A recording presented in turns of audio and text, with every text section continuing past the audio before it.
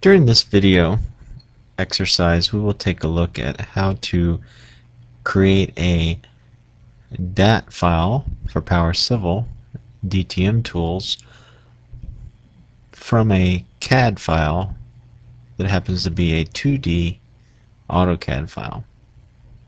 So we have a DWG file that has spot shots and break lines and contour, just a basic topo.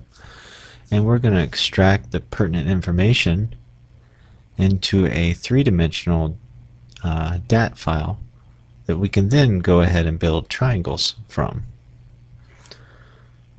I'm going to be working in the tutorial or training guide. I'm going to be working starting on page 10 and going through page 14 and 15. The data is located in my Data Geo Site DTM 2D underbar data folder, and I can see there's a DWG file in there.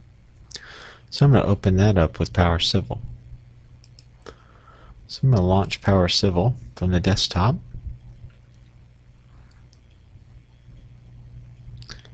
And in Power Civil I can work with DWG files as well as DXF and DGN files. So I'm going to click OK, and it's going to load up the DWG file. When it prompts me for units, I'll just say it's in feet, which is what the file is, and click OK and move on. Now in the CAD file, if I were to zoom in and look at it closely, I could see that I've got spot shots along break lines, and then I've got spot shots out for ground shot information.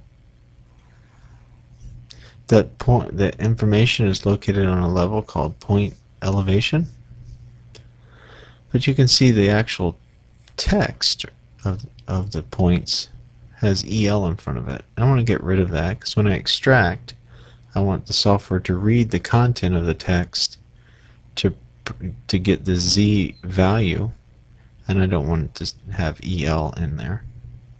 So what I'm going to do is I'm going to run a tool called Find and Replace Text, and where there's an EL equals, as it is in this case, I'm going to replace it with nothing. So I'm going to go ahead and search the entire file and change them all. And what you can see is that it'll go through there and find all the text and get rid of the EL. Now I have a save view, which is going to zoom me over to a particular location in the file called point move, where we can see along the break lines. For example, here where I have the edge of pavement, this particular break line, the elevation needs to be closer to the actual element or the line. So what I want to do is I want to move that piece of text over. But I can see over in the northeast corner of the same view window, same thing. I want to move that piece of text over closer to its point on the break line, because again I'm going to take the break lines themselves and get the XY position along the line, but I need the Z value to come from this piece of text. I need it to be near the point where I want it to be applied to. So I'm going to move that. And so the easiest way to do that is first I want to turn some levels off.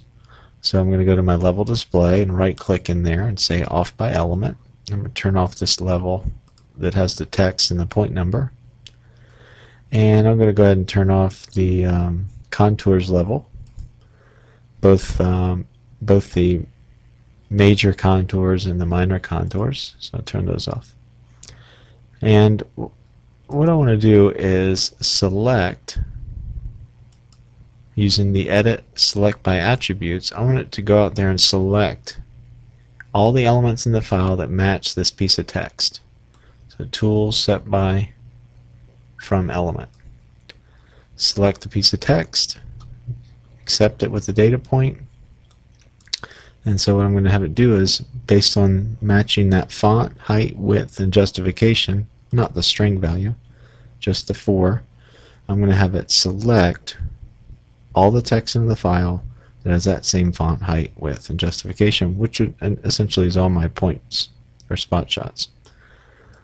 So close that, hit execute. It'll go through there, find all the text. As you can see, it'll highlight it, and it'll put it in a selection set as shown down in the lower right of my application window.